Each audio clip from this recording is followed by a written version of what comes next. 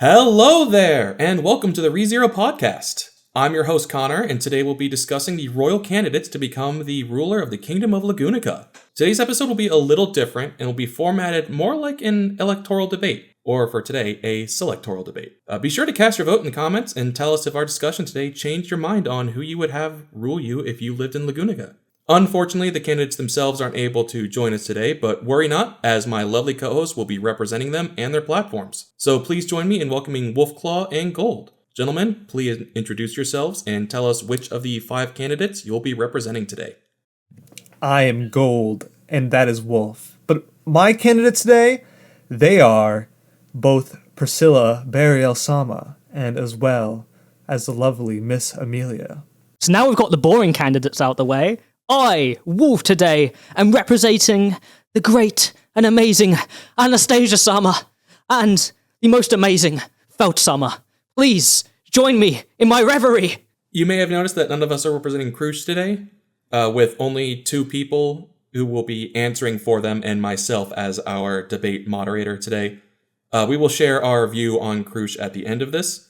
For the meantime, those 4 will be who are up against each other. So, with our introductions, we just want to briefly go over the candidates.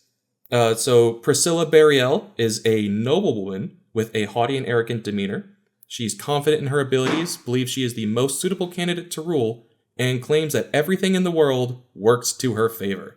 Anastasia Hoshin is a shrewd and business-minded woman who has built a successful trading company from the ground up. She is strategic in her approach to politics and aims to bring prosperity to the kingdom. Miss Amelia is a powerful spirit arts user, a kind-hearted and compassionate woman with a strong sense of justice. Amelia is also a half-elf, which concerns many people and can cause prejudice against her and her campaign. Felt is a young, street-smart girl with a tough exterior. She was raised in the slums by a giant veteran and is possibly the long-lost member of the previous royal family. Despite a rough upbringing, she shows resilience and determination, even if she was initially opposed to being a candidate at all. Does that sound all right to both of you? Yeah, but I have to admit that I want to I have some issue with the idea that Felt is the part of the royal family. That is unconfirmed, and we must make sure that's ultra clarified. Yes, I believe in my notes specifically, I mentioned possibly a long-lost member of the previous royal family. There's no confirmation, and she has denied this herself so far. Let's make that ultra clear. Let's make that ultra 100% clear. She is not a part of the royal family. Okay. The royal selection continues as normal. Well, your hearsay is hearsay, sir. And also, we will discuss this very gently and delicately as we go through this amazing discussion. There are no rules to delicacy or gentleness in this debate. So if that's fine with both of you and your represented candidates, we can get started with our first question. So, gentlemen, please explain why your candidate is the best suited to rule the Dragon Kingdom. We will start with Priscilla. She's the best to rule the Dragon Kingdom because she is the best out of all the candidates. Simply the best. As a singular person, you will not find anybody more strong, capable, wise, talented.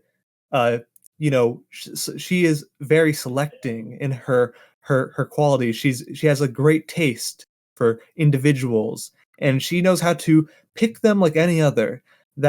Anybody in her camp you can trust wholeheartedly because you know that they have earned the trust of the strongest woman in all of the world. Thank you, Gold. Very enlightening. Wolf, would you please tell us why Anastasia would be the best suited to rule the Dragon Kingdom? Of course, great debater, overseer. Well, I believe, Anastasia Sama believes, she is the best candidate to rule this nation. Because, let's be honest here, the great Dragon Kingdom of Lagunica is in an economically disastrous situation. And I see no other candidate that has directly addressed this issue.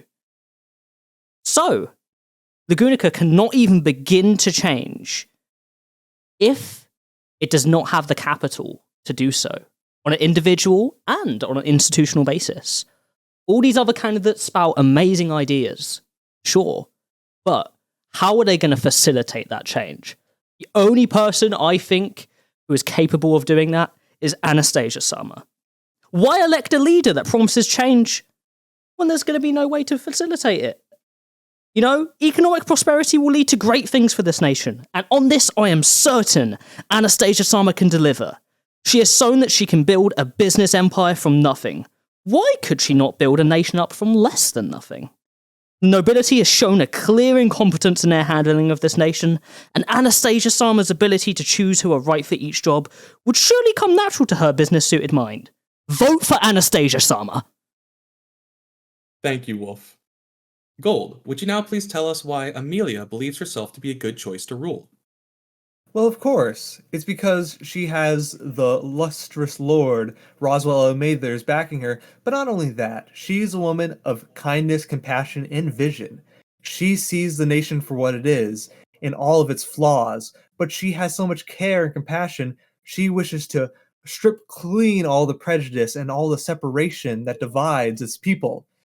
She wants to repair it. She wants to fix all of its problems, the one that people, in their ivory towers overlook. And she wants to raise up everybody into a new prosperous age where everybody understands the world, where they are able to fend for themselves and also live with the people that they wish to, where everybody's as one unified culture, without any prejudice or strife or any old cultural hegemony values that completely strips apart the very fabric of Lagunica, old traditions, things that really strike to the hearts of the common people. And she speaks for all of them. She sees them. She's a common person herself, and she is hated unjustly, just like many people are all over the great nation of Lagunica, and she wishes to be a queen that speaks for all, not just some, all. And you can tell that by her camp.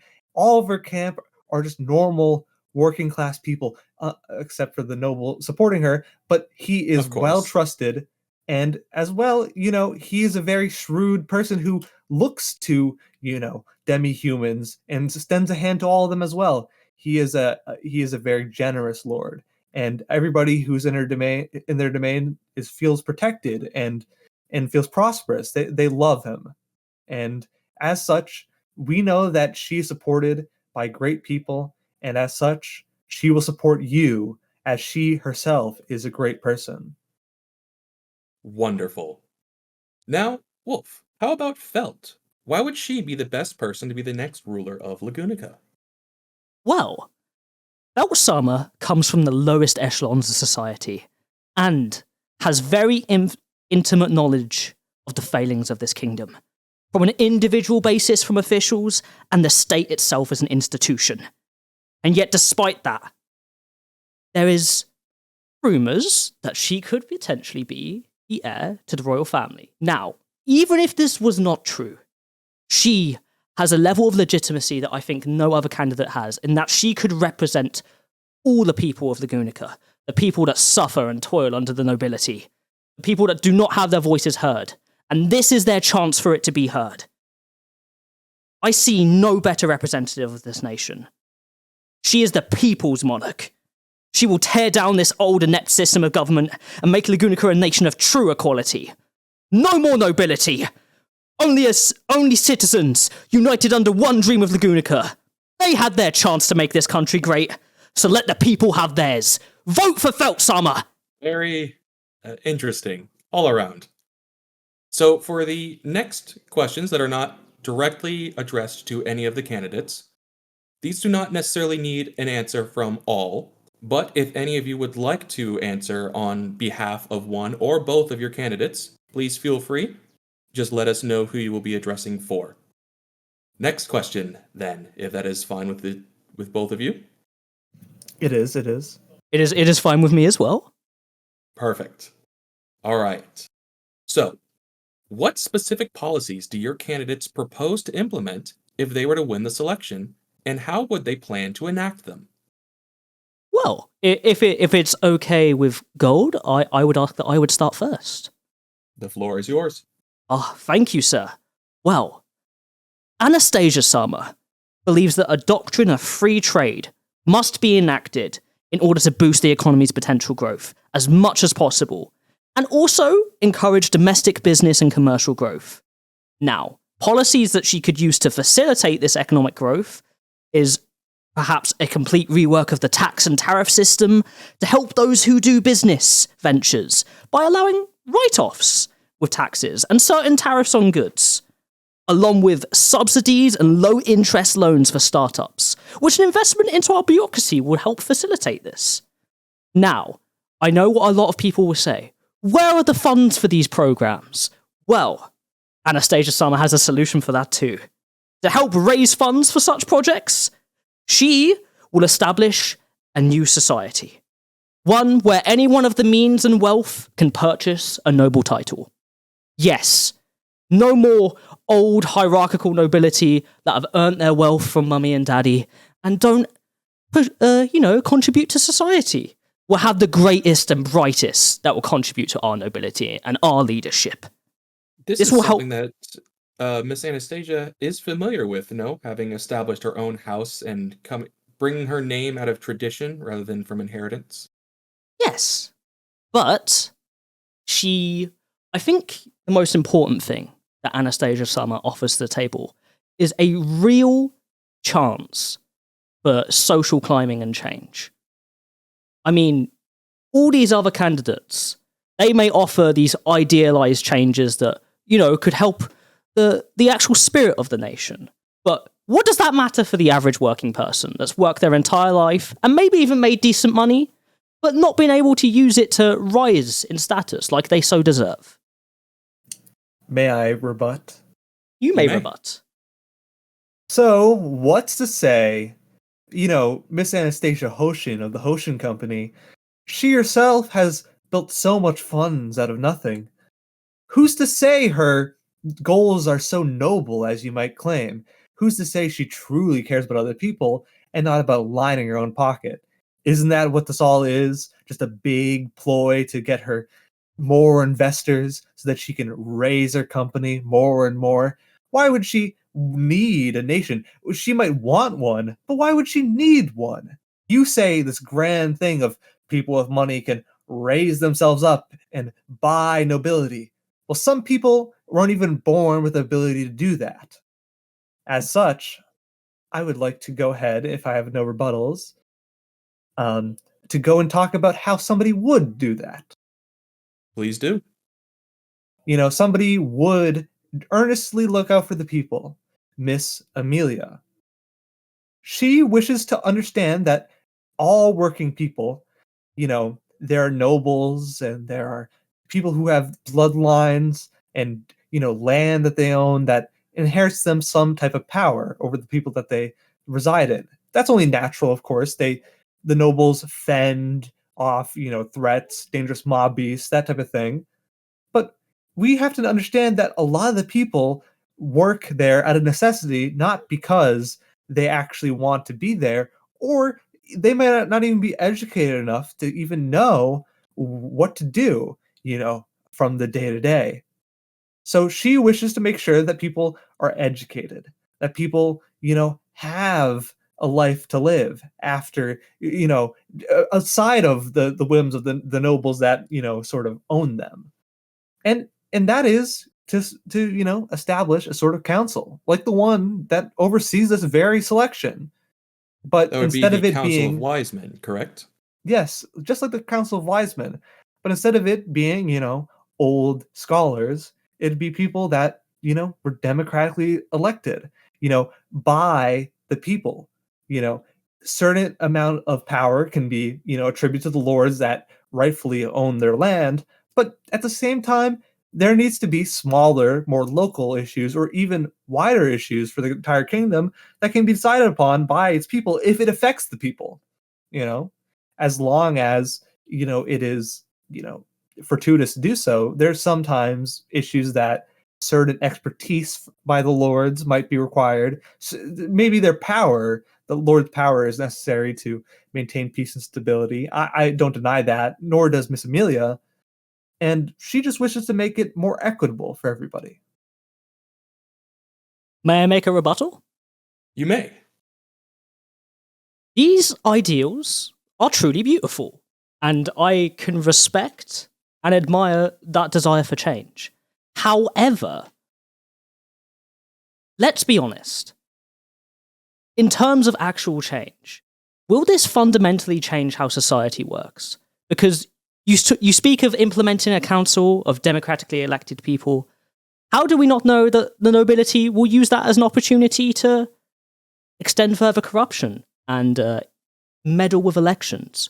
You have not talked about any ways in deeming the security of this governmental system, in which sense this could be the most unstable system of government this country has ever seen. How will this work? But you understand that the Magic Knights of Lagunica, the Royal Knights, I should say, they have been dealing with matters of security of opposing nations and people trying to corrupt the nobility for hundreds of years. Are you doubting the strength and power of our army, our standing army? Is that what you're saying? I am doubting the strength and power of our standing army. We're in a terrible situation right now. That doesn't mean the great individuals that make up this army are bad people, or that they have failed our nation as an individual, but the institutions of this nation have failed. And these reforms you offer to these institutions, I don't see actually benefiting the country as a whole. But that's kind of strange for you to say, considering your lead sponsor of your candidate happens to be the strongest of those people that you're saying are weak and have led this nation to ruin. Are you implying something about Sir Reinhardt? I would never imply anything about Sir Reinhardt, thank you very much, sir. I would say that the people that direct him are the ones to blame in that instance. That is unfortunately all the time we have for that question, but leads to an excellent segue to our first direct examination towards Miss Amelia. During the opening ceremony to begin the royal selection, Miss Amelia shared her belief and desire for equal rights for all, something you've already spoken towards. As a proponent of such democratic values, how does she plan to balance the ideals of equality and justice with the practicalities of governance, especially in a society with deep-rooted and arguably well-founded prejudices and power structures? Miss Amelia understands that entirely. And the truth is, she is somebody who is earnestly, kind and wants to make sure that everybody is balanced and equal. And in the current system, it works to a point, and that fault is the prejudice that we see every single day, the danger that the Lagunican people are in, and she wishes to make sure that they have their own protection. And let's be honest, the traditions that the society is rooted in, as you so well put, is kind of almost rotting at the core when you think about it, because really the entirety of the system that we have established is built upon the power not only of the noble but of the sacred pact with the dragon. And we don't need to get into this right now, but as we can see, that power is dwindling. And just because dwindling doesn't mean a lot of the system and its people aren't working hardest, to do so, to make it succeed. It's the fact that it is deeply flawed. And in that case, she understands that the solution to that issue is not more of the same. It's not more of nobles picking and choosing power. It's not more of just the strongest getting their dues done over the course of, nations rising and falling. She understands that the people needs to be solid and cared for. And that's the reason why she understands that democratic values has a place in Lagunican society, because it gives a safety net. Whether the people are succeeding and the nobles are failing, or vice versa, it really has its own practicality in of itself. So as you're saying, is there any well-founded practicality to this? I definitely think so, and I think that's why she wishes to balance it all together. Thank you very much. I'm sure many people will be inspired by such words. To all the candidates once more, or any, Can you share a specific example from your candidate's pasts that demonstrates their ability to lead and succeed in difficult situations? If you wish, I could go with this first. The floor is Uh, yours. My my candidate, Priscilla Barry Osama, has almost, she has gone through a lot in her life, and she has succeeded, miraculously despite that.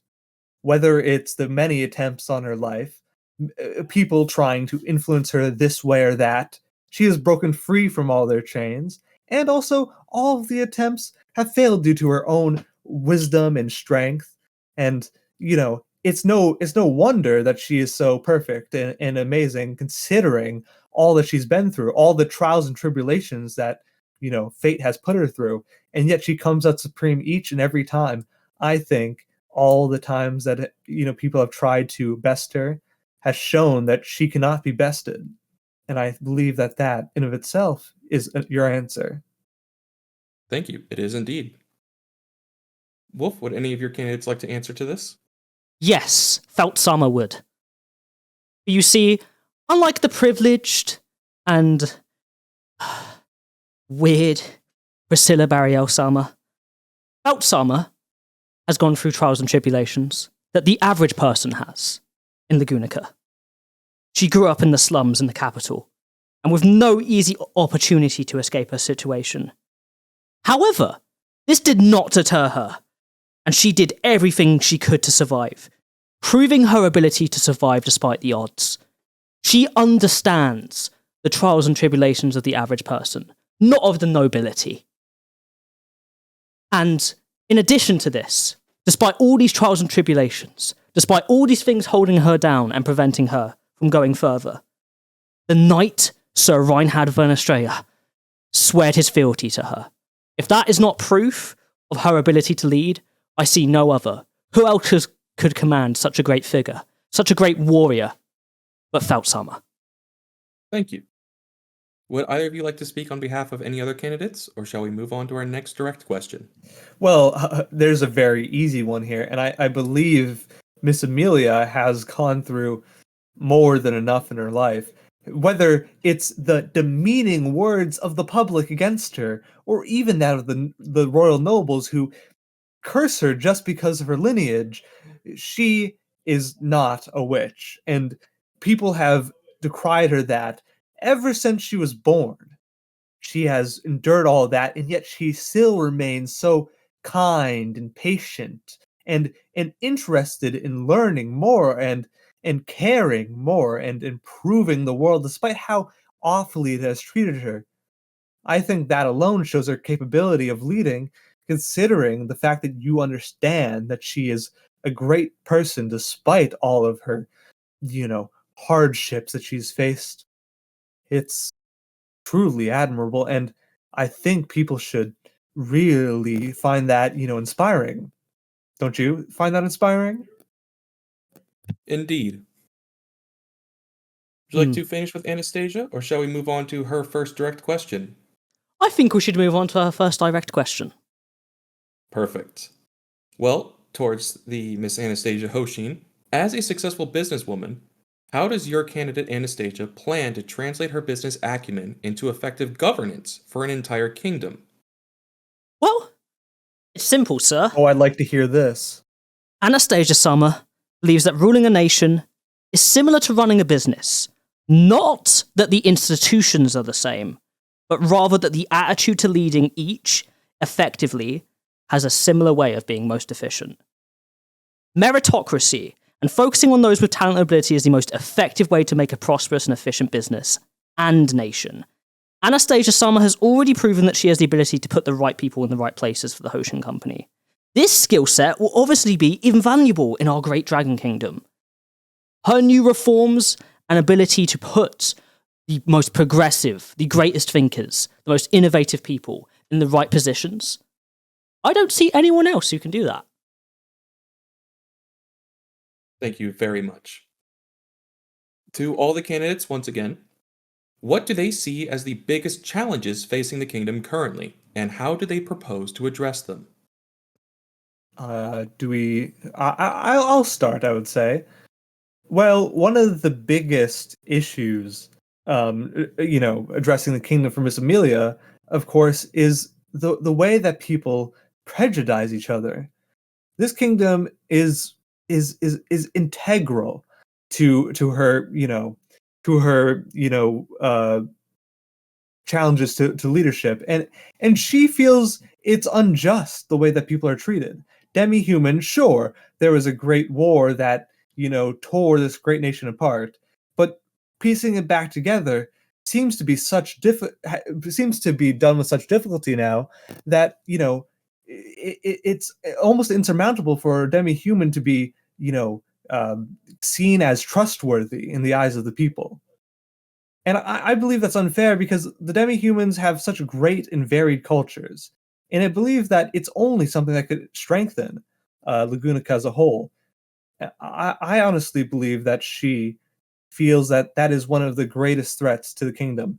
Not just the Synarch bishops or any of the threats of the mob beasts that run rampant that she has defeated, one of each respectively, and her camp has defeated more. I believe that there is quite a lot to be said about um, the fact that the nation has been torn apart and needs to be repaired once more. Thank you very much. I'm being asked to provide a point of clarification that it was the Knights of Miss Amelia's camp who is accredited with the defeat of the White Whale, and the defeat of the Great Rabbit is still unconfirmed towards the Amelia camp by anyone outside of her or Master Roswell's domain. But your point still stands. She did beat. Agreed. Wolf, would you like to answer for any of your candidates? I would love to, sir. I shall answer first for Feltsamer. Feltsamer believes the greatest issues facing Lagunica today are corruption within the government and the nobility, along with their incompetent governance. To fix this, she proposes creating a government force dedicated to hunting and solving issues like this, and completely throwing the arrogant nobility with a democratic system of local communes that answer to the larger authority of the crown. This will put a stop to the corruption of local leaders and help make sure resources are used for the people's needs instead of pocketed by the nobility. And if there are any doubts to the effectiveness of this task force, she will personally assure you that Reinhard van Anstrea will lead this force. Thank you very much. The next direct question is towards Priscilla, if I may proceed. You may. You may. Some critics have argued that Lady Priscilla's confident demeanor borders on arrogance, which may not be suitable for a ruler in a democratic society, or in a society of different peoples and different walks of life at large. How does she respond to these concerns, and how would she ensure that her leadership style is beneficial and prosperous for all citizens, noble and unnoble? Well, the answer to this question is very simple, and it's the fact that all of the citizens that she rules would benefit from the fact that she is the ruler. Such is the strength that she holds, is the wisdom and clarity and vision that she possesses, that any decision that she makes would be the right thing for all that she lords over. I think that this idea of her being arrogant is mistaking arrogance with confidence, and that confidence, inside that confidence belies a truth, which is the fact that she is more suitable than any of the other candidates to be a ruler because her leadership qualities are impeccable. People think that arrogance is a purely bad thing, and I understand why people might think that, but the truth is that arrogance has a point in which people think that people are arrogant do not respect sincerity, truth, fairness. But what is really fair is the fact that she can judge people's capabilities, and that discerning eye is always fair, if not harsh at times. But that harshness is what you need in a leader. If somebody wasn't, capable of being both kind and cruel, they would not be able to vanquish evil when they see it. Such is the strength of Priscilla Burial-sama. Thank you. As a May- follow-up to that, I will allow a rebuttal in just a moment. As a follow-up to that, is it not true that in the wake of Baron Burial's demise, Baroness Priscilla has taken charge, and conditions in his domain have improved significantly? Of course, of course, that's the case. She is capable of taking a domain that was once, in squalor, mismanagement, plagued by greed, and she has no such vain qualities. She does not need or want for anything because she understands and is completely faithful in herself and the people that she trusts.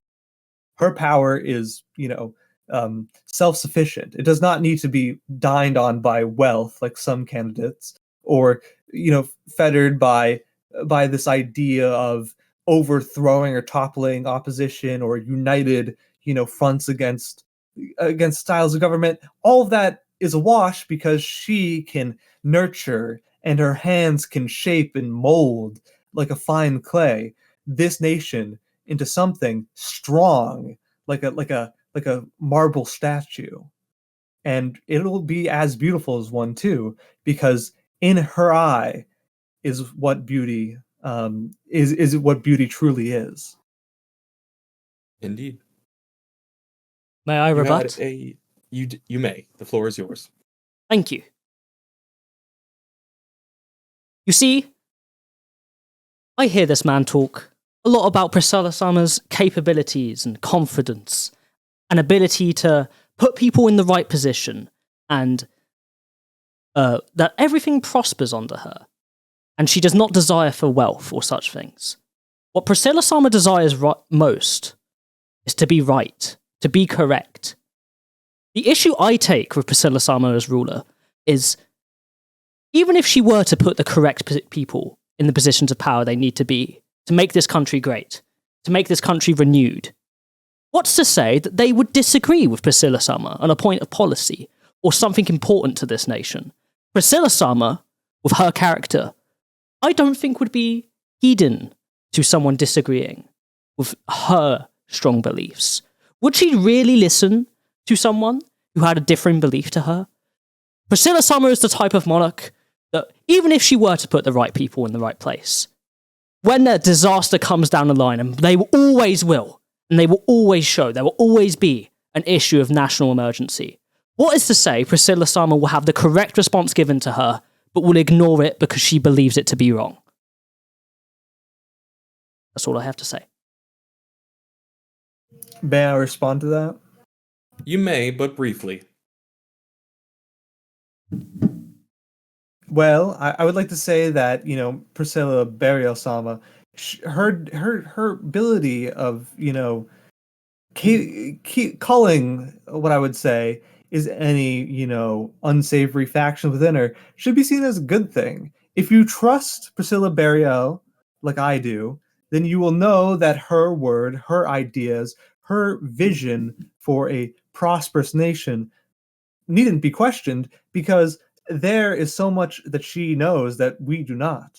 She is wise beyond her years and intelligent more so than any of the musty old scholars. And because of that, there's also, absurd impossibility in the idea that she would not listen to something that is true, even if it contradicts her currently. If she sees the wisdom in it, she will abide by it. Otherwise, well, of course, if it's foolhardy, then she won't partake in it. That's just how it is. Things work out that way with her. You have to understand that. Thank you. Enlightening, I'm sure, for many. Towards all candidates, once again, what are their approaches to foreign policy, and how do they plan to maintain peace and stability in the kingdom's relations with the neighboring nations? May I go first?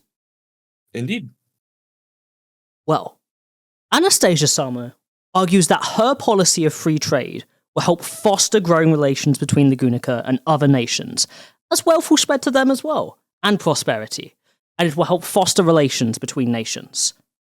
She also believes that diplomacy and negotiation is a far more effective tool than war to create international stability, and she has more than proven her ability to use both with supreme skill. I trust Anastasia Sama to balance Lagunica's stability on the international stage. Not only that, she already has contacts and relations within Kararagi and can foster amazing trade benefits and relations for Lagunica. Does her connections to Kararagi not propose or even invite diplomatic incidents with the other nation, perhaps showing favoritism towards one rather than the other two? I do not believe that Anastasia Sama would be so unwise as to play into those. For if Anastasia Sama is ruler of this country, she has way more to worry about in terms of what interest she will be giving on a national stage than in terms of those personal business ventures she had before. And I believe that will be proven when she rules. Thank you for your candor. Would anyone else like to speak towards foreign policy? Yes, of course. Well, he brought up a lot of great things. This idea of diplomacy and establishing closer ties with other nations. Well, Miss Amelia Sama, of course, wants to make sure that everybody is more unified and understand each other. A lot of war, as we've seen in this country in the past, has been born out of petty misunderstandings or, this idea of, great evil being festered in the hearts of other nation that needs to be excised quickly. She's seen it time and time again with the witch cult, and she has had more run-ins with them than any other candidate. She knows how to deal with unsavory elements in other nations. That being said, of course, the security of all nations in some cases can be of benefit to Lagunica. So establishing close trade relations with them or diplomatic relations with them, being more friendlier, no more border skirmishes, no more, cold shoulder being turned to certain nations to our north.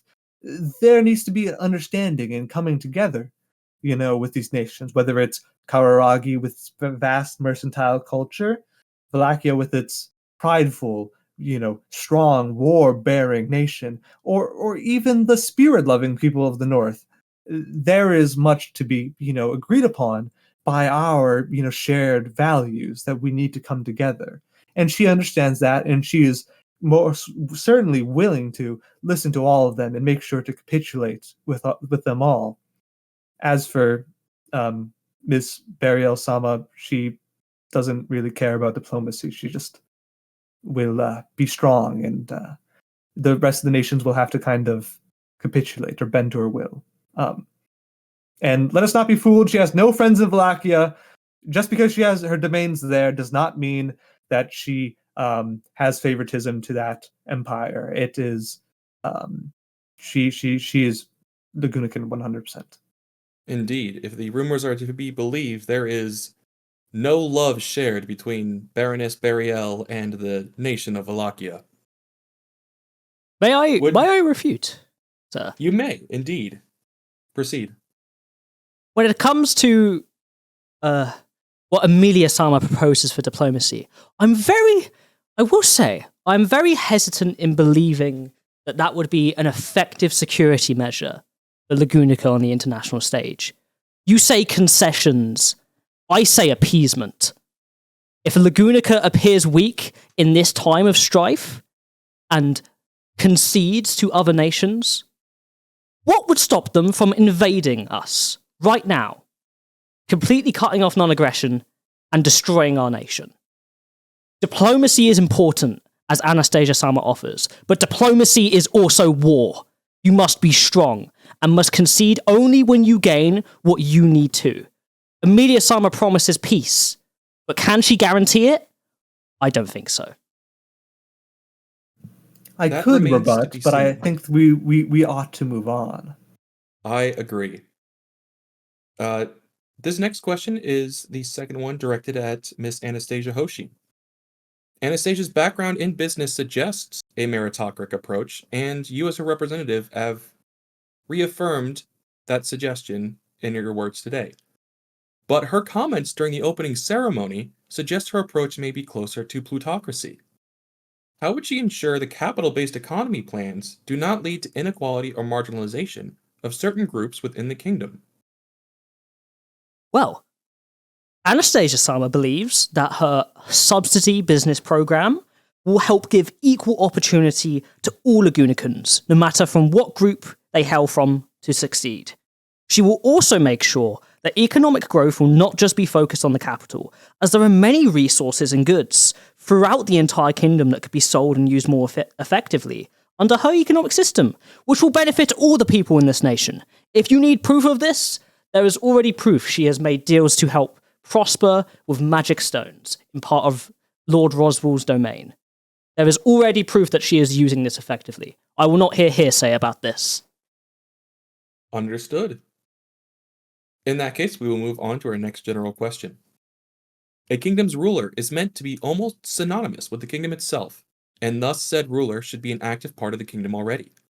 What connections to existing groups and individuals of note within the kingdom has your candidate either been born with or have made in their time since becoming either a royal candidate or anyone of note within the country itself? Well, I believe I might, advocate for Miss Amelia's fostering with other people. We have to understand that Miss Amelia has even built tight relationships with other camps.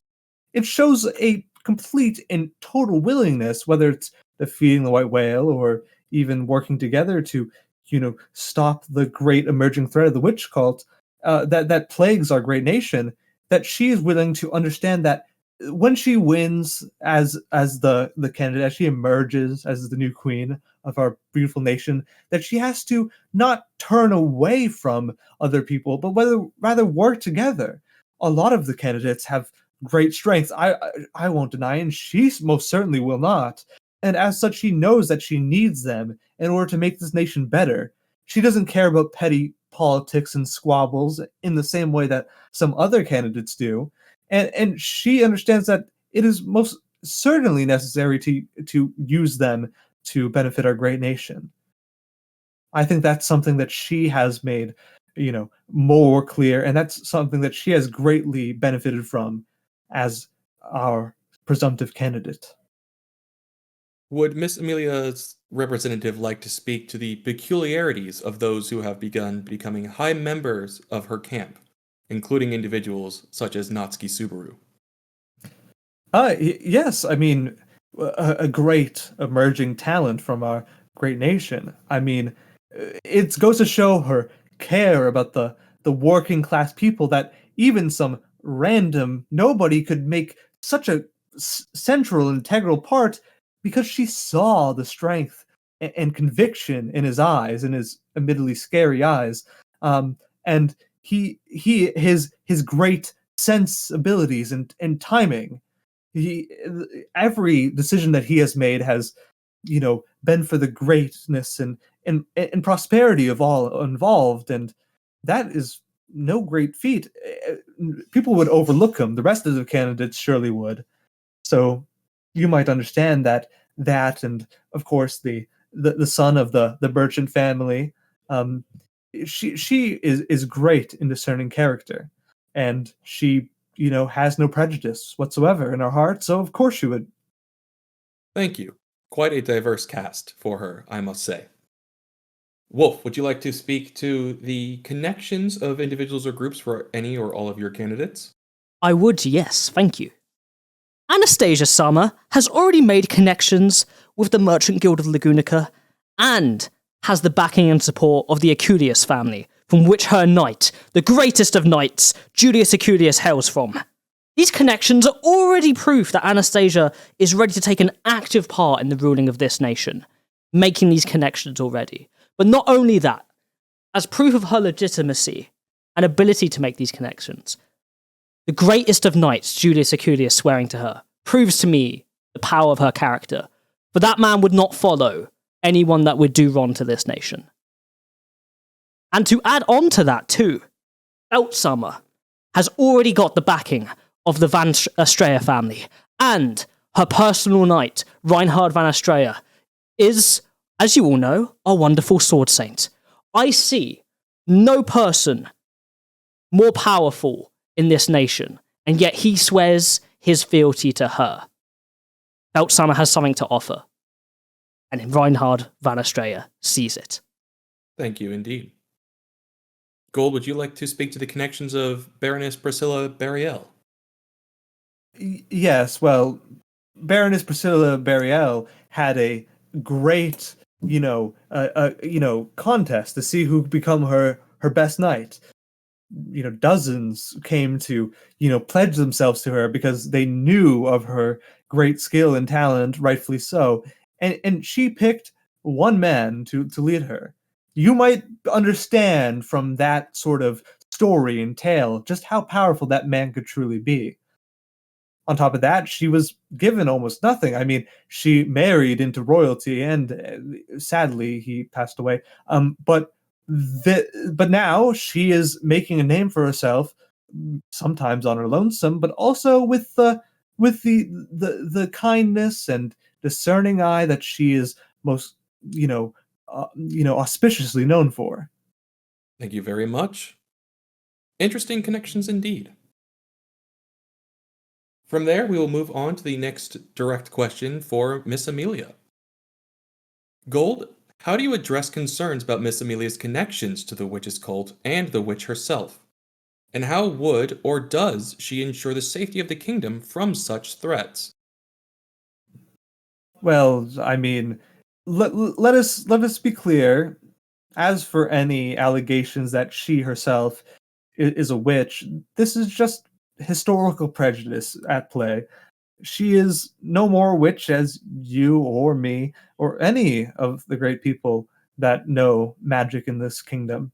Just because she is powerful and vast and she is a half elf, she's a half elf, and that doesn't mean anything. And the witch cult is founded upon a delusionary tale. People know that the gospel is a cursed item that, speaks of nonsense and delusions. Why would people truly believe in any of the tales that they spin?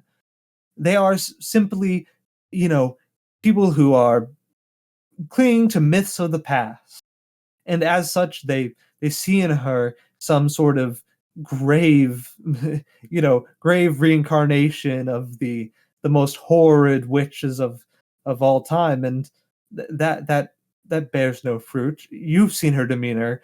She is beautiful and kind, and she is, humble, and she is most certainly not somebody who uses her power for ill. And her power is not anything outrageous or scary or mysterious. She even has a cute little familiar that follows her around. She loves spirits, and the spirits love her. There's much to be said about her, but she isn't, at all related to the witches. It's all just a prejudicial coincidence. Nobody here denies the madness of the members of the witch's cult. May Though I? we appreciate your refusal towards any direct connections to the Witch of Envy herself. Yes, Wolf, you may proceed. Thank you. The truth is, we all know that the witch cult is a terroristic, evil organization with crooked beliefs. Everyone knows that. No one takes what they believe seriously.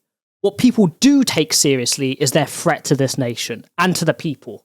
This has already been shown in proof in the attack that has already happened upon the Lord Roswell Summers' domain. What is to say that if Amelia Summer is elected to become ruler of this nation, the witch cult will not threaten everyone within it itself? This is not about whether or not the witch cult is correct about what they deem. It's about the threat they deem to this nation. Thank you. Of course. And of course, I'm going to rebut this. I mean, the witch cult would do this regardless of whether or not Miss Amelia was a candidate. Their threat would be a pall upon our world, and it's in everyone's best interest around the world to rid themselves of the insanity and terrorism that they spread. They wish for so many untold machinations that maybe they don't even understand. I can barely make sense of them. And to be 100% clear, their machinations would not be stopped just if Miss Amelia wasn't even around. Imagine if Miss Amelia was dead or not even existing. Where would they choose their focus? It would be anarchy, more anarchy, and people would live in constant fear. It's why one of her main goal is to stop them.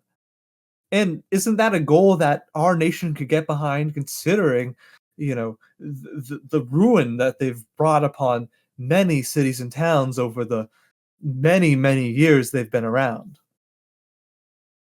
Indeed. The defeat of the witches' cult is something that the Knights of Lagunica would surely benefit from enacting and enforcing. From there, we shall address the next general question. This kingdom faces various challenges, including the witches' cult, remaining post-Civil War hostilities, threats from external forces, and social unrest. How would your candidates plan to prioritize and address these issues if elected as ruler? May I start? You may. The floor is yours. Thank you, sir. Anastasia Sama already has the fealty of the greatest of knights, Julius Aculius, of which, of course, will be helping direct efforts, not only in terms of internal conflict, but also in terms of social unrest. But not only that, Anastasia Sama has connections with many mercenary companies, of which her own, the Iron Fan, will also help keep public order and maintain civil rest. Sounds a little bit like tyranny to me. And what would you do? What would Priscilla Sama do in that stead then, sir? Well, I ask you. In terms of prioritizing the issues of our great nation, there's many, to be sure. One of the prime is the fact that she is not the ruler. Of course, instating her as one would quickly and swiftly start to eliminate problems one by one, either by her own make or own decision, but rather by her own, camp rising to the position of being able to affect greater change. I think we all know that civil unrest is bad, but unified under one truly supreme ruler, one queen that is both all things, almost like a god, a breath from fate itself. There, in lies her strength and potentiality to truly swipe away almost any issue that our nation has. If that's not tyranny, I don't know what is. Would any of the other candidates like to speak to their plan to prioritize the issues facing the kingdom? Yes, well, I mean, for Miss Amelia, of course, one of her biggest issues is the civil unrest that it takes place in our nation. She is a great, she is one of the people who have experienced that the most. As I've said, we know of all of the dangers in the world. A lot of people need to be protected, and she understands the responsibility of that because it's been put upon her, all of her life. This gnawing feeling that people are in danger and that she wants desperately to help. Whether it's, the fact that, the nation needs to have a come together, a unification, whether it's economically, class structure wise, or otherwise, that needs to be one of the top priorities. In her road to becoming queen, she will eliminate a lot of the obstacles to prove herself worthy of somebody who can enact such unification. All of what we were talking about with the witch cult, she would wish to dismantle beforehand, so that people would feel safe to elect her, not only because of that, but because it's the right thing to do. And I believe that is truly the mark of a great leader. Being able to understand and prioritize others' issues over your own. And that is what she will give to not only, those who believe in her, but the people at large.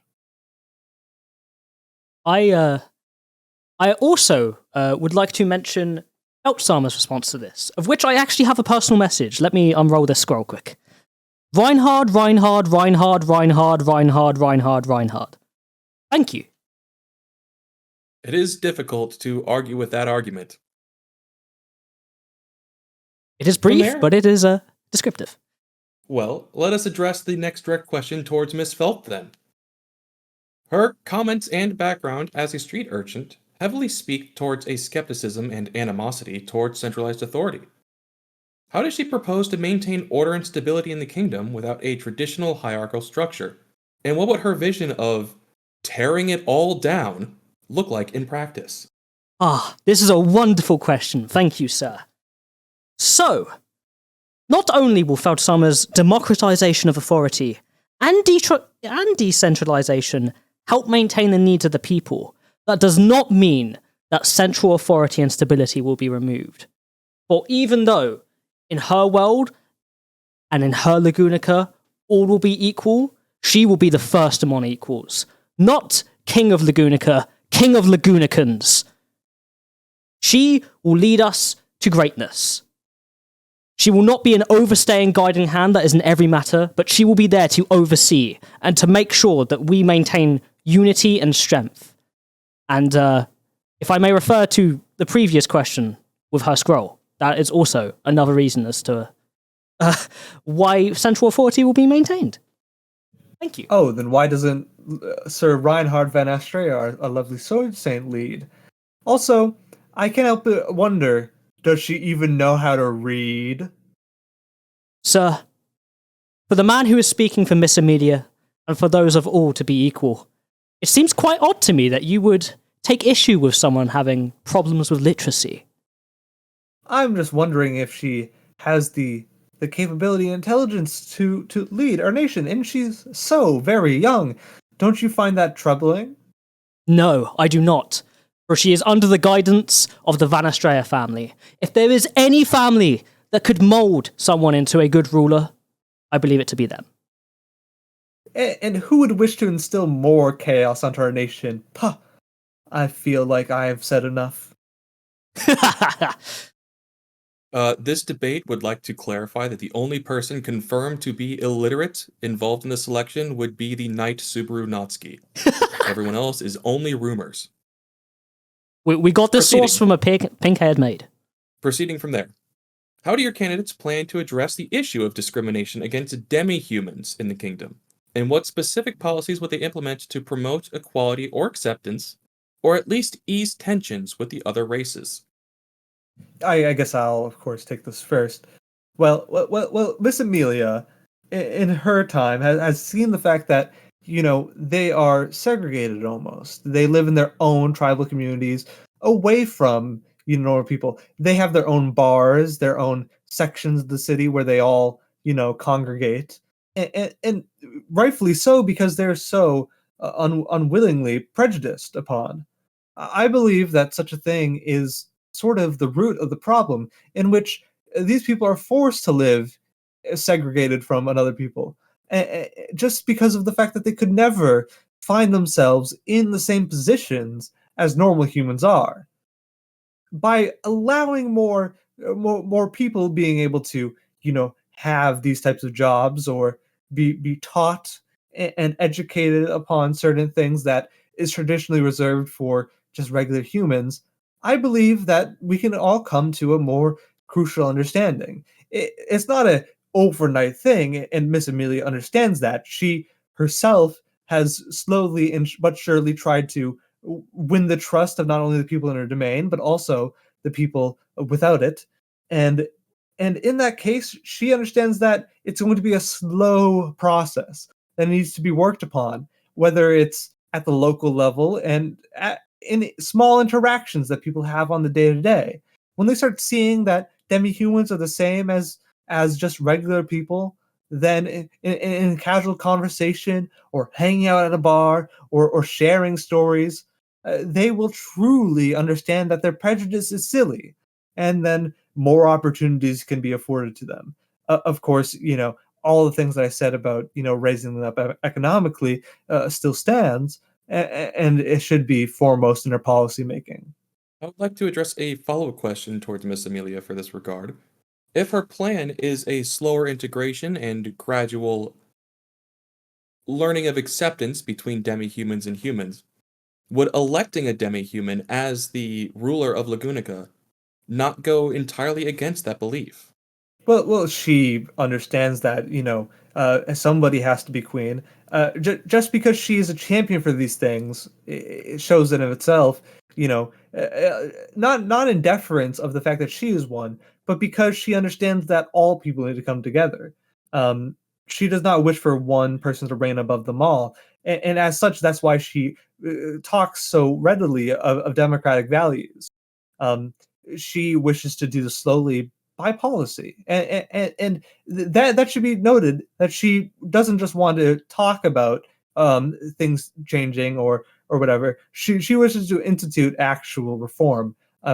Though I wish to understand that as somebody who is supposed to be the champion of all people, just because she is part of a smaller group at one point in time doesn't mean she will strip herself from those labels in her mind or without her mind.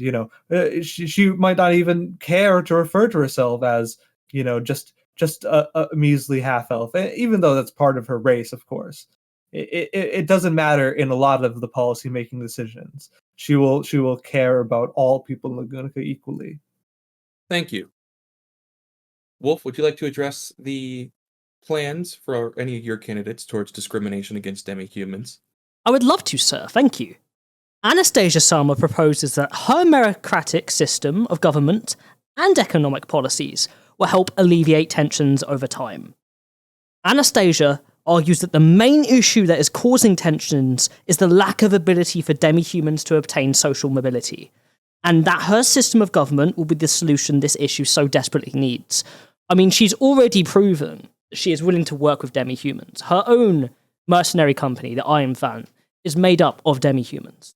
She will make sure that people are treated equally and fairly, and that everyone will have equal opportunity to rise in this new society.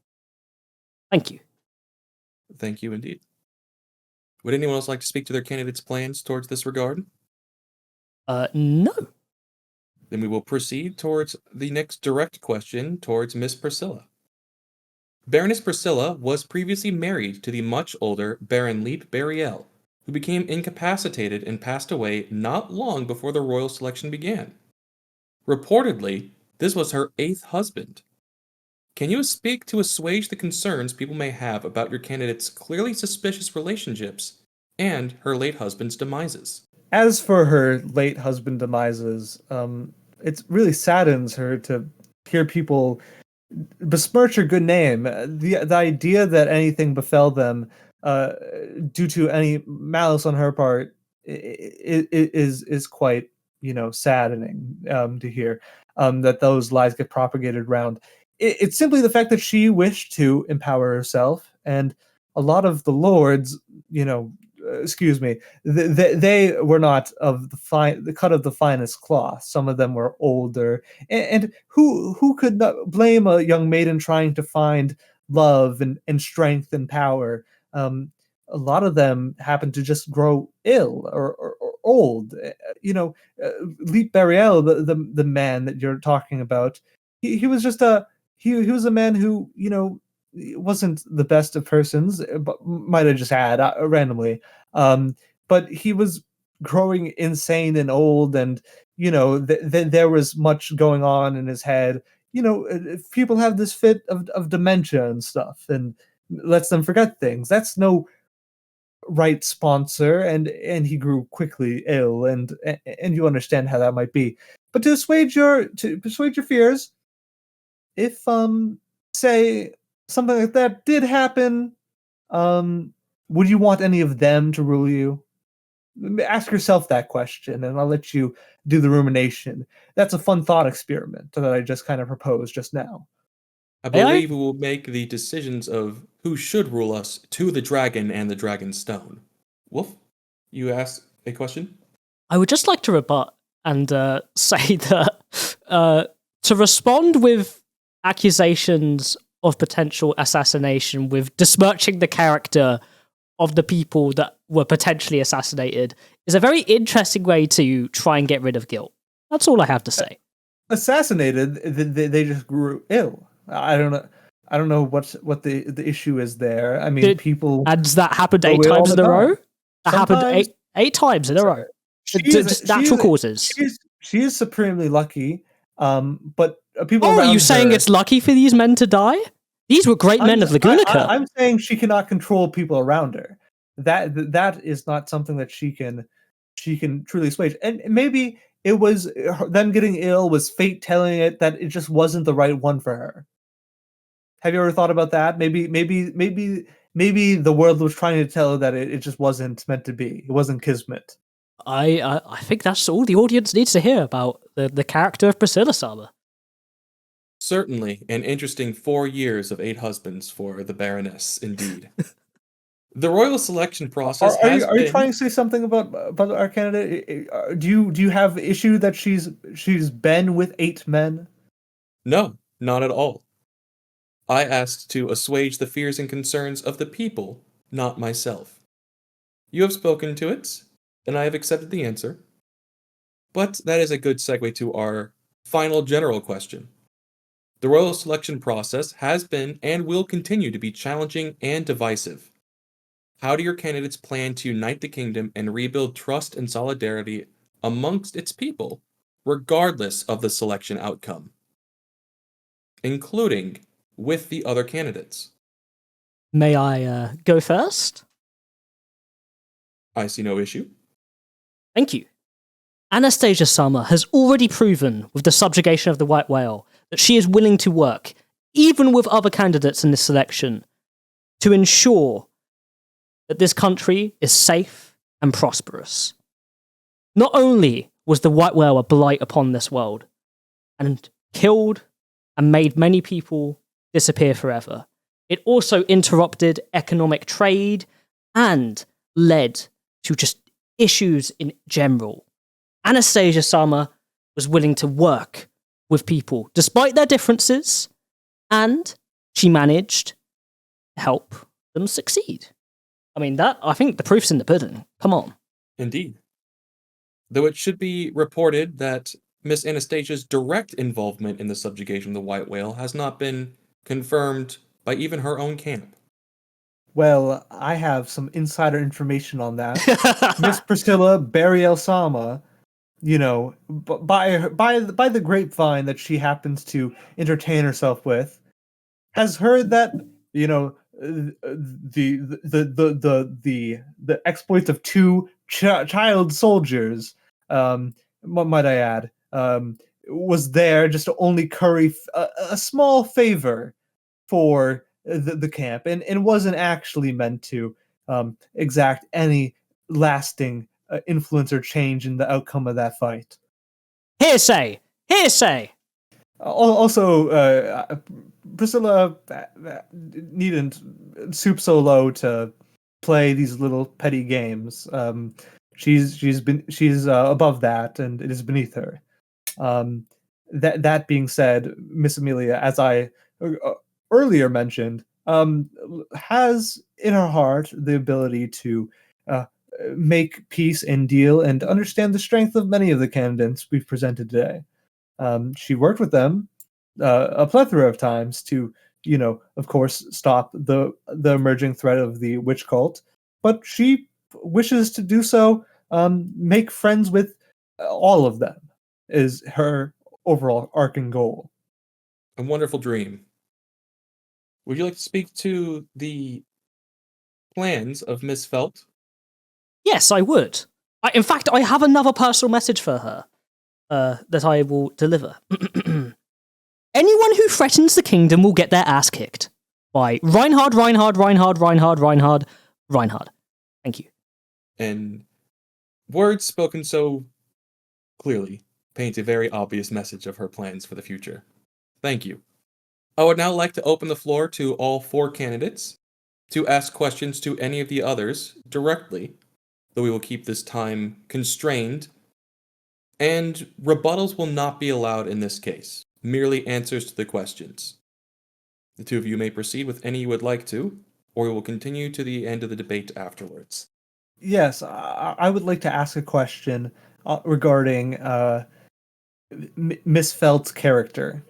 And Does what she question know would you how like to? ask? Does she know how to bathe, or does she like bathing?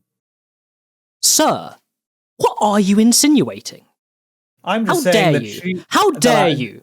No. that local gossiper had reported that she had disliked getting in a dress and brushing her hair.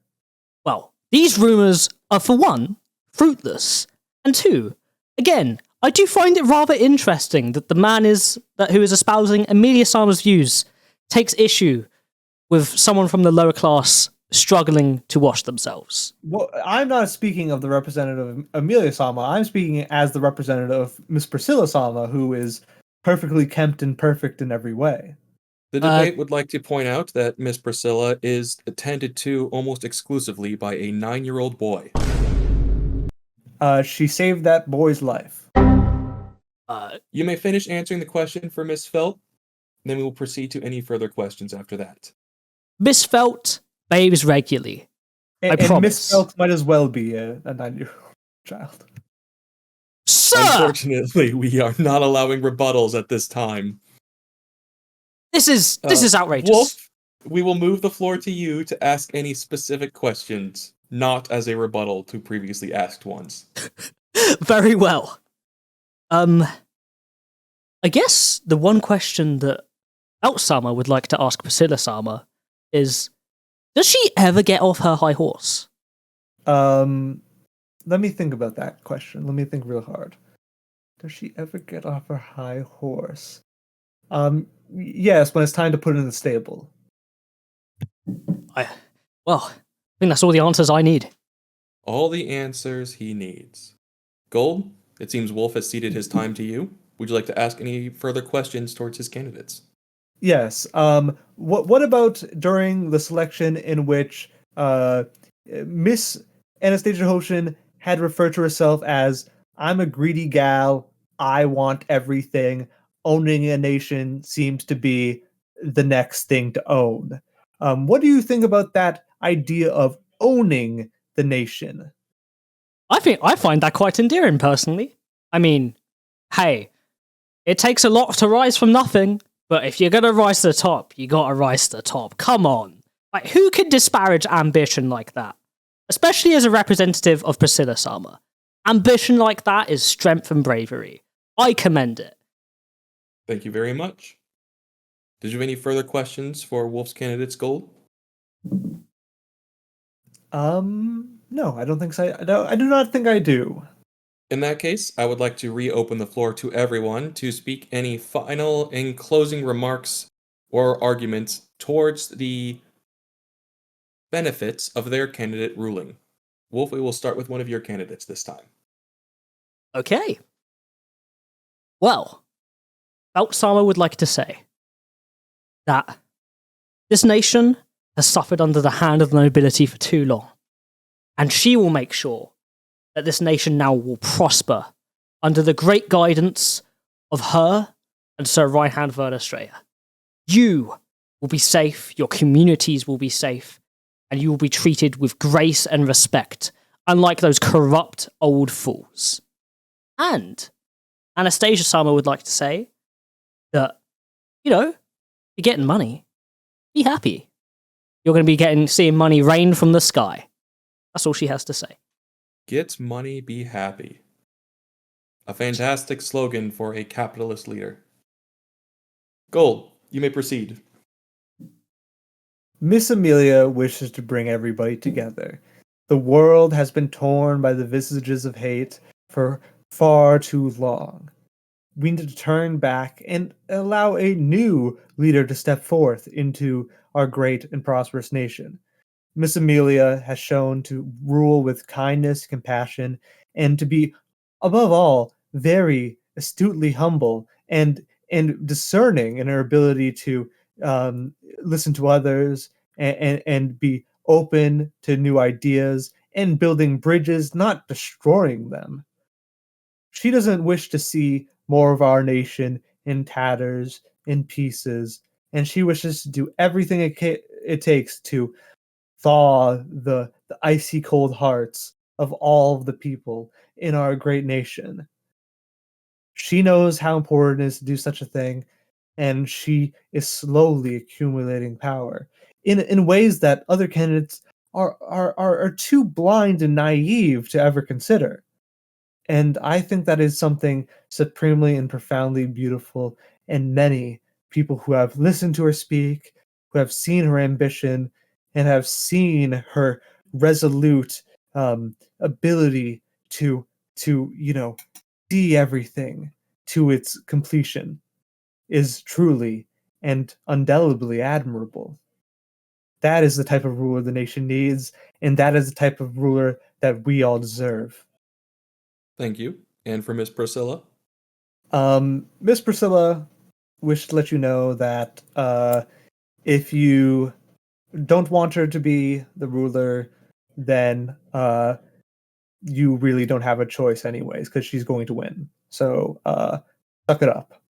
Inspirational in both sarcastic and non-sarcastic meanings for that term. Thank you, gentlemen, both, for your candor, explanations, and well-structured representations of your candidates. Obviously, we wish to ask everyone at home to let us know who seemed to convince you the most, if your answer for that at the beginning of this or towards the end changed from one to the other.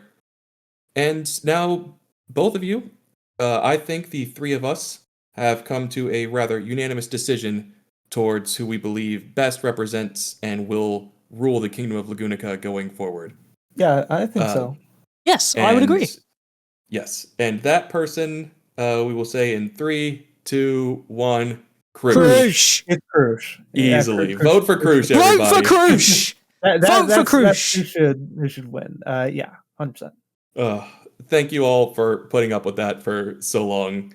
Obviously, we couldn't let Crusch be a part of this. The three of us are too biased towards our camp for this. We had a very candid discussion before doing this episode about like if we were going to phrase this as a debate, it not being feasible that we put Crusch into it because she would blow the water out of every other candidate so easily. Mm-hmm. And the reasons for which I guess we can discuss for a small amount of time. Yeah, we have some time to talk about Crusch and the benefits for her. The glory of Crusch. And we can talk about our honest feelings about each of the candidates real quick, too. Yeah, absolutely. Yeah, instead of what we were doing just now. Character that we're playing. Yeah. But yeah, so let's go over Crusch. She is by far the most virtuous, she has great leadership qualities. She is wise, intelligent, strong. She's steadfast. Like she tackles adversity with great she's very composed, and she cares a lot about her people. She was royalty previously, so she's been kind of born and raised in this sort of thing, but she's endured a lot. And I think in that way too, in the both literal sense of her capability of being queen and also sort of like a figurative sense, she is like by far the most commendable and respectable. Easily. Yeah. And she deserves it the most in terms of not only just like this, oh, you deserve it because you were like once going to be the queen. It's also like, there's a sense of like her actions afterward to live up to the standards that, like she felt like she was lost when the death of her, the person that she loved, kind of occurred. She kind of took on a lot of these sort of things, and she's lived a life of constant change, so she's able to adapt to things really well, and she's able to listen to people, and kind of she's very agreeable, and she sees through a lot of people's lives, obviously, just not only because they're powered, but because that is a capability in a leader that you have to trust, somebody who's able to really point out when somebody is just sort of like yanking your leg or not, and that's something that Crusch definitely is capable of. Yeah, what more could you want to In a have ruler. as a leader's superpower than to be able Be to able to tell sell when whenever people are anyone's lying to her? like corruption won't be an issue. Negotiation with other countries. Oh my god, such a useful ability for a ruler. Not even to mention the fact that, as Gold said, like she's grown up in this position. Out of all the candidates, she has the most experience of ruling, and also I'd probably say the most territory of ruling too, because the duchy. She was brought up as the child of a duke and is currently an active duchess in her own regard, not through marriage or like wealth. She just rules it already. First in line, or I guess technically second in line in the battles that we've seen her fight in. She's got both an Estrella, other knights on her side, like tons of people wanting to work with her, organizing the subjugation of the White Whale on her own. Like she's got kind of the whole package. She's got the whole package deal. Not even to mention the fact that she's the most legitimate option to become monarch because her family is a branch family of the previous royal family too. I believe so, yes. Which just adds another level to her legitimacy. Not even to mention the fact of her previous betrothal too. Yes. Crusch is also a character that's kind of designed as someone who goes and breaks standard conventions. Like she and Felix together are kind of an example of like reversing gender norms and going against them entirely. True, 100%. Yes. And also, if they were to get together and were to be like king and queen or like whatever, it would be also interesting for equality because Felix is sort of like a demi-human, Yeah, I believe he's 1/8 beast folk. Exactly. He's like 1/8. He's like part demi-human. I don't know if that would actually happen, but yeah, it like the possibility of that also. Exactly. I'm just saying that like that also is interesting. The fact is that like she just has a lot of the characteristics of a ruler. Like as I said before, she was able to organize things by herself.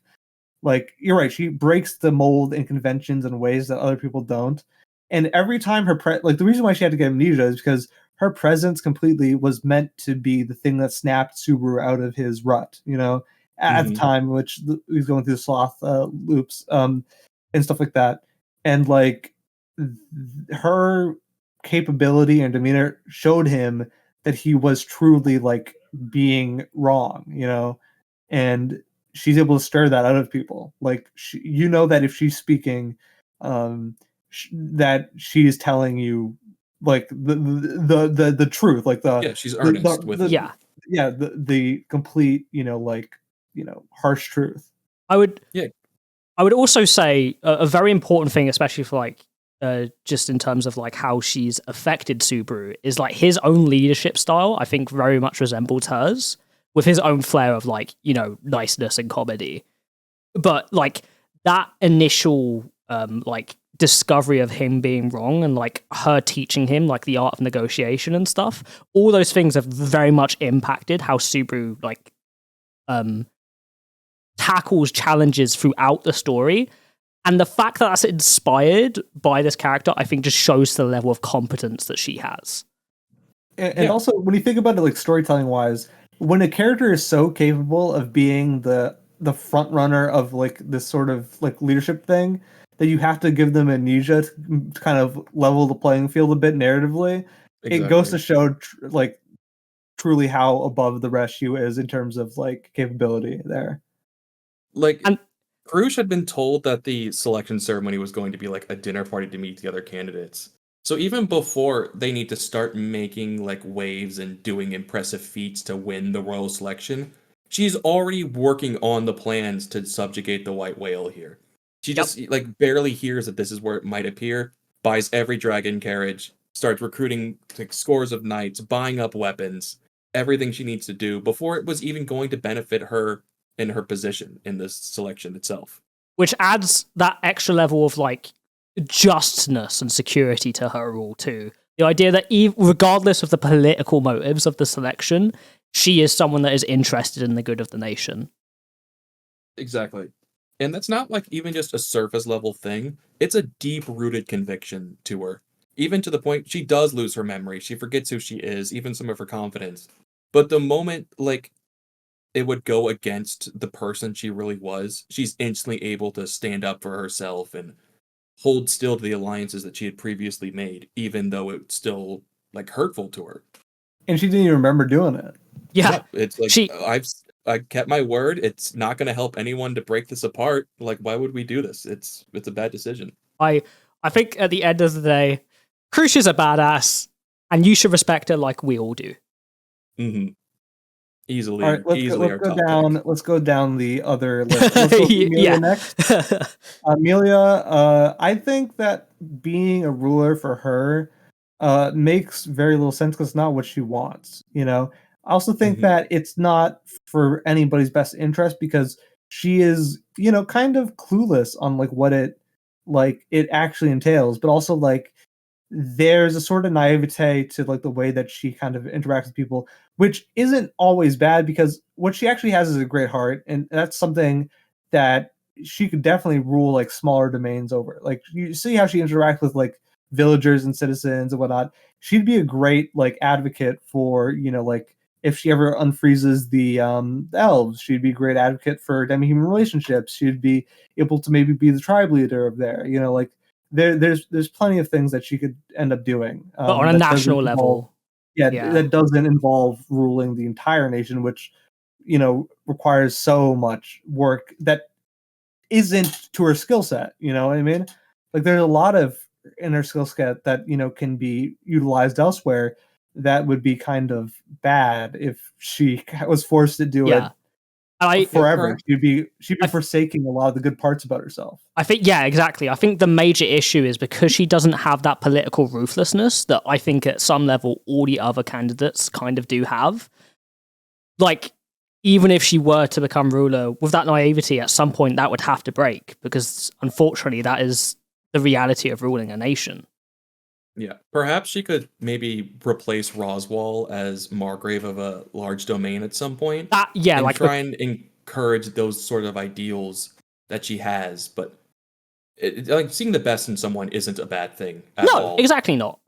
But this is someone who's been like she's missing 7 years of her life like experience and is mentally barely like the same age as Felt, if not a little younger than that. Yeah. She's years away from being ready to rule. It's even further from being ready to rule a kingdom. Speaking of that, let's go to Felt if you guys want to. Yeah, I think the major issue with Felt, realistically, is that while the ideal of like tearing down all this old corrupt stuff is a really good idea, her plan to replace that, there doesn't seem to be one, really. There is none. She just wants to get rid of everything. It's a path. Anarchy. It's a path of vengeance, which is not, I think, what you'd want in a ruler to restore the stability and like prosperity of a nation. Of the situation that she's been put in, right? Yeah, and was basically blackmailed into competing. Yeah, she was, and she's got forced to. Like the idea is that like people kind of talk about it. I've seen people talk about it. Oh, she's like lost royal family, and that might be true, but like. Who's to say that, like, just because she's the last of that bloodline, does that really matter? Like, I understand the Pact with the Dragon sort of stands because of that bloodline, but, like, we have to assess what makes a capable ruler is not their bloodline. Like, we know that. Like, I think even in the way that which, feudalism kind of works, where, like, there has to be a queen, like, the idea of picking one is preferable to this person was born into it, especially because she wasn't even raised to be a candidate in the first place, like a ruler in the first place. So she doesn't have that education. She doesn't have the idea that she wants to be this. Like it's just all bad in all fronts. Pretty much. Who she was raised by? A veteran, like enemy commander from the rebellious terroristic leaders of the demi-human army.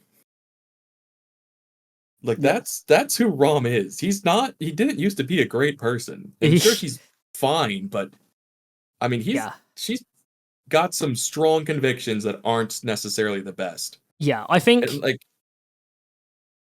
ahead. It really speaks to the major issue that she's an advocate for change, but there is no like plan to change. And when a nation is in the problems that Lagunica is right now, I think all that's going to lead to is civil war, right? Like, and perhaps a complete collapse of the country. I would say it would end up as a complete collapse. You would have like the Margrave domain, the major cities, and then anyone else who is powerful enough to grip anything for themselves. Felt's also like biggest asset, Reinhard, is really only doing this like in supporting her kind of out of guilt for like fucking up before. Which we can't really talk about too much, unfortunately. But yeah, like even the motivations there are suspect, kind of, unfortunately. Yeah, 100%. Even though Reinhard himself is a wonderful person. He at least seems to be. He wants to be. Yeah. Again, more stuff we can't talk about, but yeah. Mm-hmm. Yeah. Next, let's do... who else do we have? Probably Anastasia. Anastasia. Yeah, Anastasia. I think issue of Anastasia is again just it's like capitalism without limits, right? Like just 100%. Like at the end of the day, like economically, probably the strongest candidate in the short term. But like from a long-term perspective of how society would change under her rule, it would not be very good for the country. She would ignore a lot of the prejudices that form the thing. And even though she cares about demi-humans, but I mean, like, there'd be growing prejudices outside of just like, oh, this we don't discriminate. Like, you know, demi-humans can run big companies. But like, sure, most of the demi-humans might still live in the slums, but we don't have to worry about that. Like, there is possibility for these people to rule, to be whatever, And I feel like that's bad. And of course, the only reason why she's doing it is because she wants more stuff to play with, or like stuff to do stuff with. And it's like it's the next challenge. It's the next challenge, and I think that's one of the biggest issues about the situation. Yeah, honestly, Anastasia's probably my bottom candidate. If I had to put him to 5. Which is saying something because Felt seems almost... I would at least tie them. I can understand that Anastasia is 100% bad in the sense that, like, her ideas are fully formed, and I don't like any of them. Yeah, and that Anastasia is a greedy young woman who's already made her mind and has her ideals. Felt's still a kid and could still grow to change and adapt to everything. But yeah, it's that kind of issue of like unrestricted capitalism and how that can affect an already pretty fucked up society. And again, the issue of like, just because you have equal opportunity does not mean there's equal ability in terms of your background and stuff. And that's not something her ideology takes into account, which is not going to address any of the major cultural issues in the Guernica. No, and we've also seen an extent that the more important and powerful nobles, and especially the rulers, have to kind of be able to defend themselves to a significant degree. Like, the Margrave himself is Archmage of 4 of the 6 elements. Crusch is a duchess and is a leader of a vanguard and a powerful knight. The entire Euculius family and Astrea families are knights and swordsmen themselves. And Anastasia is physically the weakest out of all of them. I think Chape's even said she's the only one Subaru can beat. Yeah, you really have to buy her mercenary, like her own. Think about that, though. Like, her fealty is to, of course, the person who saved her, but like the idea of just like buying people's, loyalty makes no sense in practicality, as we all probably understand. Yeah. But with her, that would probably be what she would think about, like the idea of letting people, she can buy people's happiness, she can buy people's whatever. But there's no amount of buying that can fix the real issues that she doesn't see. You know what I mean? Yeah. Like, she'd be like, okay, everything's great because everything's all opulent or whatever, glittering or shiny. But like the real thing that kind of stirs the issues in the hearts of people, she doesn't understand at all. And that's a bad quality for a leader to have, in my opinion. Yeah, it's like even if she does make this the most prosperous, most rich place ever, everybody is like swimming in gold. Like, she wouldn't understand why people wanted gold in the first place. You know what I mean? Yeah. Yeah, it's... Also... Yeah, go ahead. Sorry. It's that... I think it all just comes down to the issue of, like, what makes her a great businesswoman, because everyone that's at that level of business that she's at is invested in making as much money as possible is counterproductive to what she would need to be a ruler. Mm-hmm. Just as a cap on that whole point as well, and kind of what makes her successful, is she is the most dishonest out of the 5 of them. Like, to the point where in, what's the episode called? Greedy Like a Pig? Subaru's going to each of the candidates and asking for help in any way that he can. And sure, Crusch turns his requests into a lesson, and Priscilla just demeans him for not being able to make up his mind one way or the In a other. way, that's a lesson.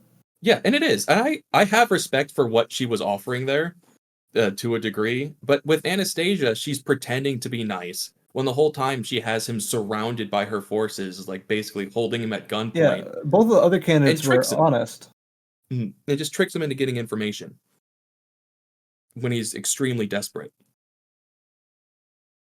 It is really dishonest, and sure, that's going to make you a lot of money in the long run, and can be like an effective position of power, but definitely not the person that you want deciding everything about your nation. Yeah.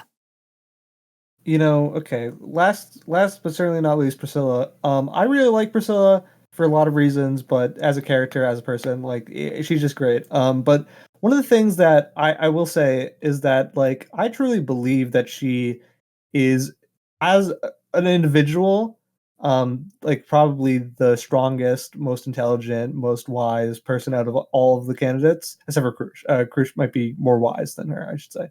But, like, the idea is that, like, therein lies her own issue, is the fact that she considers other people right a lot of times, but her like barrier to like entry is so unbelievably high that she will kind of block out any sort of opposition, and in a way that she can do that. Like, her ability to do that is the reason why I have her probably like second or third in my candidate list. It's probably because, like, she can truly enact the changes that she thinks would be beneficial to everybody, because she actually does care about people. Even though her haughtiness, like, a lot of it's performative. A lot of her haughtiness is just because she thinks it's fun to act that way. It's not because she is like a sociopath or anything like that. Yeah. You know, like, well, if acting that way had been a problem for her, she would have stopped already. But it hasn't been a problem for her yet. And we saw, you know, especially in her backstory, that she like was kind of being into this like perfect image of herself. Like, it was sort of like she'd been through a lot of strife, let's say. And like that sort of like thing that she kind of does now shows that, like, she is truly like strong and capable, and like, regardless of like what she wants, it'd be more of the same in a way. But it'd be more the same at its best form, right? She would solve all the problems that people say is a problem with the current system, but she wouldn't like she wouldn't add any of her new ideas, because she would just be the best at doing the thing that everyone else is doing. You know what I mean? Yeah. That's sort of the thing that I think with Priscilla. Like, it wasn't a joke in the middle of the debate section of this episode where I addressed that ever since her last husband has died, her domain has improved significantly under her rule. She's genuinely very, very good at being a ruler. It's just, you know, if you're meeting her face to face and she doesn't particularly like you, she's just a colossal horrid bitch. Yeah. And again, like, regional leadership, great, personally. National leadership, not too sure. I do think she's definitely like second or third, as Gold says, in terms of who I would want. But Crusch is like the level of first that is so above the others for me that I just can't measure it. Do you know what I mean? Like, it's just, if I was a person in that world, if I was a regular citizen in Lagunica, there would be no doubt to who I would be voting for. Because we all know the purity of a media. But if it was a popular vote, she's not going to win from president. She's not. Yeah, true. Yeah. One of the things that I thought about just then was the fact that, we've seen all the good parts about Amelia and stuff like that, and we know that she's a good person. The thing with Priscilla is that she actually, probably out of any of the candidates, only has actions to speak on, because everything that she says is something that people would probably find distasteful. You know what I mean? Like, the way that she acts, the way that she presents herself, all that is the wrong image of a person, unless they were supremely powerful, which she is. But like, the idea is that, like, you know, most people would be like, see her like at her worst and be like, oh, that is not the image of the person I want to have above me. You know what I mean? I mean, I wouldn't mind the image of Yeah, I Priscilla being know. above me. I mean, moving on. Yeah. Moving on. Why don't we just go through the three of us, and just kind of put your own ranking of the five of them, like number one being who you vote for the most, and then go through the rest. Let me do this, and I'm doing off the top of my head. Okay, number one, Crusch. Number two, Priscilla. Number three, Amelia. Number four, probably Felt, and then number five, Anastasia. There you go. And Wolf? Mine is literally exactly the same. All right. My number one, obviously Crusch. I don't have a second, third, or fourth. Number five would probably come at Priscilla. And then a two-way tie for sixth at Amelia and Felt, depending on how Felt grows. And then number 10 as Anastasia. I feel that. Yeah, it's just Anastasia. It's just, yeah. Look, we live in the place where we currently live, and we've had the rulers that we currently have had in real life, and that's probably coloring our experiences. Yeah, exactly. Yeah, to be fair, we have that level of bias, but also that doesn't mean that that opinion is not valid, because if you think about it in that way, like a thought experiment kind of way, like these, like the people of Laguna have an opportunity for that sort of like big reformation of their government, but they've never seen like the potential results of what that could be. Like we have. Mm-hmm. That makes our experience valid in that sense. Of course, again, biased and colored in a certain way, but still a valid opinion, I would say. Yeah, that is actually another point for Priscilla, though. For the majority of people, she would be the familiar answer here of someone who has ruled, has the attitude of a ruler, seems like a ruler, and acts like one too. That's kind of a default answer. Yeah. To a point. Obviously, Crusch is more well liked, but because she goes against traditions and norms, then sure, we as the audience love her. But that doesn't mean that the nobles or the more conservative traditionalists who would exist in the country are going to want, say, a queen who dresses like a man and stands in the front lines of the army. Yeah.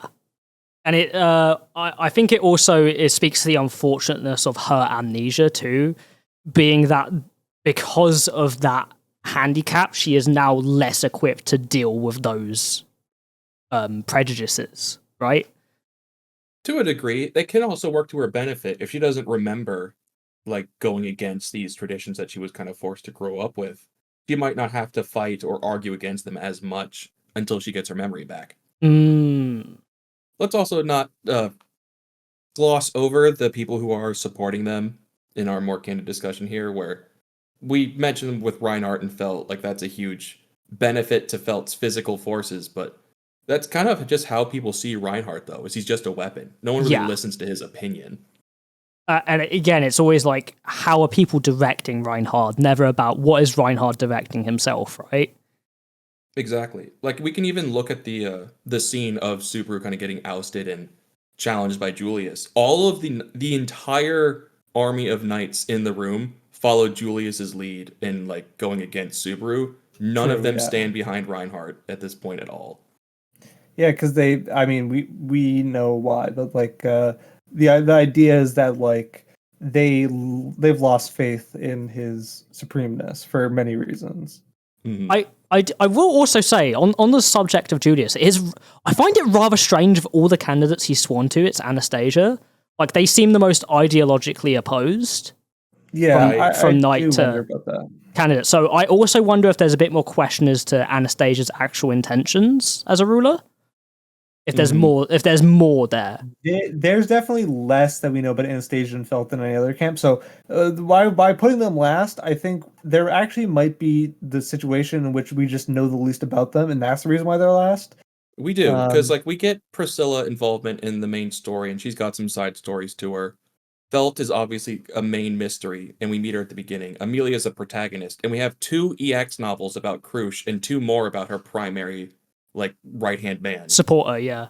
Yeah, exactly. Right. So yeah, those camps are kind of more fleshed out, let's say. Yeah, and Um, speaking of like my love for Julius as a character and my like I would say like his really good character as a person, personally, I there seems to be a sort of thing where I think there has to be a like more than just out of loyalty or love for the reason why he would be following Aruba. Yeah, there's probably some involvement in the story there that we may get eventually. Yeah. Um, but we haven't gotten it yet, or So yeah. at least the three of us haven't gotten it yet. It may actually already be out, and we just don't know in Arcade. Yeah. Who And knows? then and then we're like, oh yeah, guys, we figured it out. yeah, Yep. we've missed it. We gotta get on that boat. We gotta get Yeah. on all the boats. You know, maybe in a year when we have the second annual royal electoral debate, we might have more information on it. Yeah, it's true. Who We might knows? have some changed opinions. Oh or my some god. And we'll actually be able to talk about stuff in Annual season debate, 3. huh? Oh, no. That sounds like a recipe for disaster. I love it. Yeah, who knows? Chaos. Yeah, Julius, obviously, I mean, I voice him now. I use him as my model. I like this character a lot. I cannot understand why he supports Anastasia in any regard. Other than just being the characters that Subaru doesn't particularly like in Arc 3, there's really no connection. I guess they're kind of both purple themed, but that's about it. That's about it, yeah. Them being purple was the most important part, I guess. Yeah, like his very high ideals of chivalry do not match the capitalistic greed of Anastasia in any way whatsoever. Julius aligns most with Crusch out of all of the candidates, I would say. Yeah, I can get why he isn't able to support her.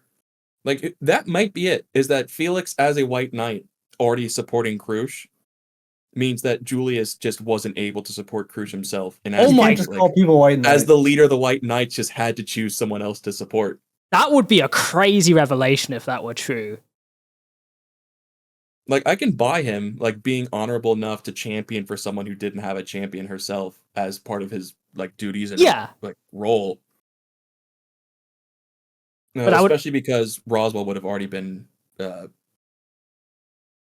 supporting Amelia at that point. Yeah, that's true. The person that Julius would be most likely to support apart from Crusch would probably be Amelia, so... Yeah, I mean, they've clearly met before, and he's, like, Oh, he's really nice to her, too. It's true. He's more nice than most people. Yeah. More nice than Subaru technically is. Yeah, enough for Subaru to see him as a romantic threat. Yeah, that's true. Yeah, it's good. Yeah, do you have anything else that you want to say right now? I don't think so. I think that's a pretty good spot to wrap it up here. Yeah, really fun episode today. We'd love to hear what you guys think in the comments. Yeah, please. I mean, this is a really cool topic, talking about the candidates and their aptness to rule, not just them as characters, but their aptness to rule. I think that would be fostering some interesting discussion. Also, let us know what you thought of this kind of episode format where we were playing more on our understanding of the characters and what we would maybe imagine they would say in this case, with less specific analytic talking as we're doing now. And if that was something you'd be interested in seeing again sometime. Yeah, either See if or. we can work it out. We might try this out some other times in some other ways.